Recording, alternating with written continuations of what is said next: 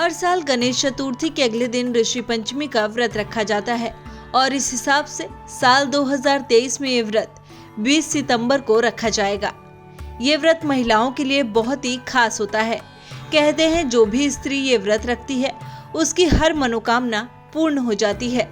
भारत के कई जगहों में इसे भाई पंचमी के नाम से भी जाना जाता है। ये व्रत देवी देवताओं को नहीं बल्कि सप्तऋषियों को समर्पित है। इस दिन सप्तऋषि की पूजा करने का विधान है। वहीं जो महिलाएं ये व्रत रखती हैं, पूजा के बाद उनका व्रत कथा पढ़ना बेहद जरूरी है।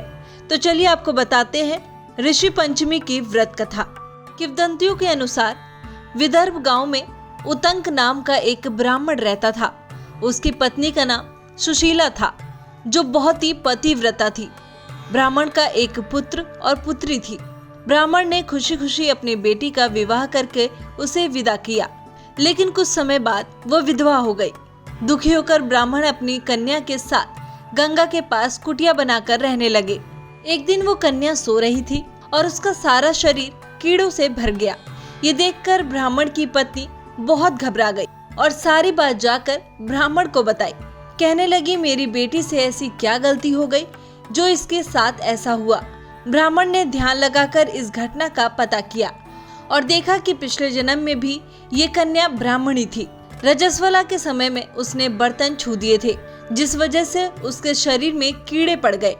इस समस्या का समाधान पाने के लिए ब्राह्मण ने कहा कि इस पाप से मुक्ति पाने के लिए कन्या से ऋषि पंचमी का व्रत कराया जाए। पिता की आज्ञा से पुत्री ने ऐसा ही किया और कुछ समय बाद इस व्रत के कारण उसके जीवन में सारे दुख दर्द दूर हो गए। उम्मीद करती हूँ आपको ये जानकारी पसंद आई होगी। फिलहाल हमारी इस वीडियो में इतना ही। वीडियो को लाइक, शेयर एंड चैनल को सब्सक्राइब करना ना भूलें।